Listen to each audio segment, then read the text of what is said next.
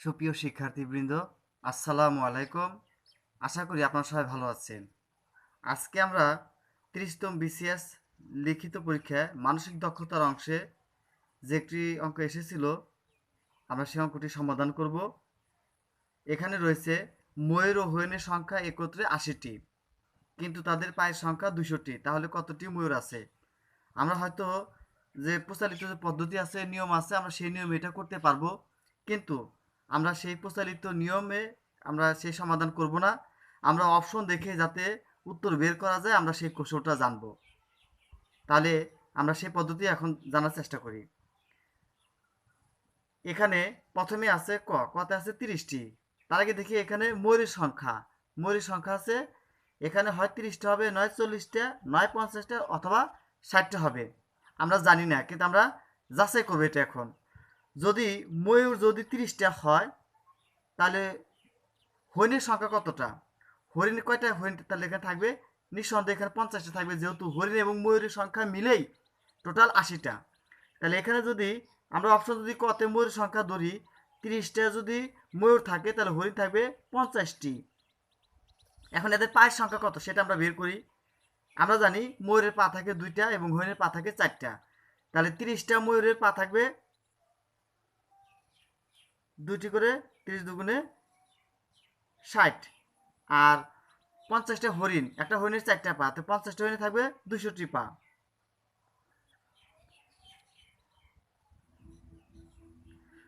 তাহলে 200 আর 60 যোগ করলে হবে 260। মোট পায়ের সংখ্যা 260, কিন্তু আমাদের অপশনে আছে 200টি। তার মানে এই অপশনটা আমাদের মিলছে না, তাহলে আমাদের এই অপশনটা বাদ। এরপর অপশন খ যদি যাচাই করতে যাই, এখানে ময়ূরের সংখ্যা 40টা দেওয়া আছে। যেহেতু ময়ূর এবং হরিণের সংখ্যা মোট 80টা, তাহলে যদি ময়ূরের সংখ্যা 40টা হয় তাহলে হরিণের সংখ্যা থাকবে 40টি, তো টোটাল 80টি। এখন এদের পায়ের সংখ্যা কত সেটা একটু দেখি। 40টা ময়ূরের 2টা করে পা, তাহলে মোট পা হবে 80টি। আবার 40টা হরিণ, একটা হরিণের 4টা পা, তাহলে 40টা হরিণের পা থাকবে টোটাল 160টি।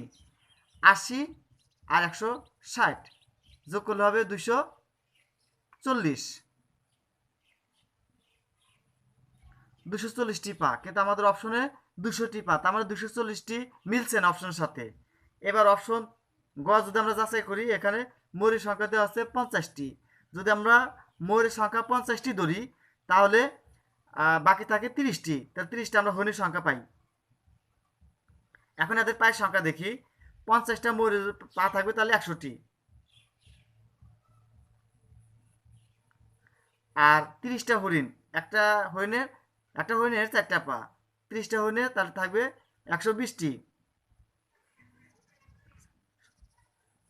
100 আর 120 যোগ করলে হবে 220। 220টি পা। তার মানে এই অপশন এই পথ আমাদের মিলছে না, যেহেতু অলরেডি আমরা 3টা অপশন যাচাই করেছি। 3টে অপশনের একটাও যেহেতু 200 সংখ্যাটা আমরা পাচ্ছি না, তাহলে নিঃসন্দেহে পরবর্তী অপশনটাই হবে সঠিক অ্যান্সার। তারপরে এটা আমরা একটু যাচাই করে দেখি।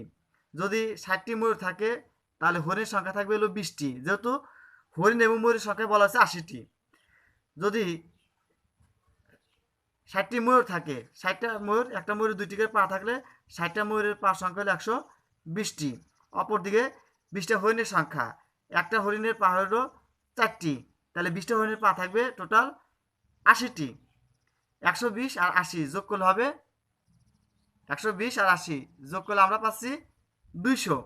তার মানে এই যে 200 পায়ের সংখ্যা, আমরা কিন্তু অলরেডি এখানে যে প্রশ্নে যে 200টি পায়ের সংখ্যা দেওয়া আছে, আমরা কিন্তু সেটা কিন্তু পেয়ে যাচ্ছি।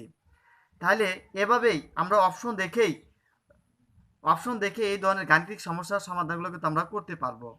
তাহলে বন্ধুরা, এইভাবে যে কোনো অঙ্ক আসুক না কেন, 4টে অপশন থেকে যাচাই করেই কোনো প্রকার পদ্ধতি ছাড়াই আমরা কিন্তু খুব শর্টকাটে এভাবে করতে পারবো, এবং আমাদের সময় অনেক বেঁচে যাবে।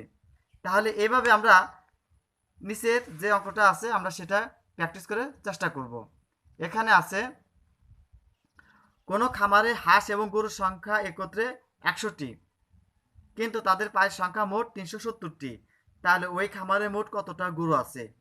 আপনাদের কাছে হয়তো এটা অন্যভাবে করা যায় বা পদ্ধতি আছে, যেহেতু আমরা অপশন পদ্ধতিতে এই ধরনের গাণিতিক সমস্যার সমাধান করছি, কাজেই আপনারা অবশ্যই অন্তত আমরা উপরে যে নিয়মটা দেখিয়ে দিয়েছি ঠিক এই নিয়মেই এই অঙ্কটার উত্তর করার চেষ্টা করবেন। তবে হ্যাঁ, এর উত্তর কত সেটা কিন্তু আপনাদেরকে মোটামুটি অপশন করে আমাদের জানাতে হবে। তা যাই হোক বন্ধুরা, এই ভিডিওটা কেমন লাগলো তা অবশ্যই কমেন্ট বক্সে জানাবেন। আমরা অবশ্যই পরবর্তীতে এই ধরনের গাণিতিক সমস্যার সমাধান অপশন দেখে যাতে করা যায় এই শর্টকাট পদ্ধতি আমরা পর্যায়ক্রমে করব। আশা করি আপনারা আমাদের সাথে থাকবেন। আজকে তাহলে এই পর্যন্ত রাখছি। আসসালামু আলাইকুম, আল্লাহ হাফেজ।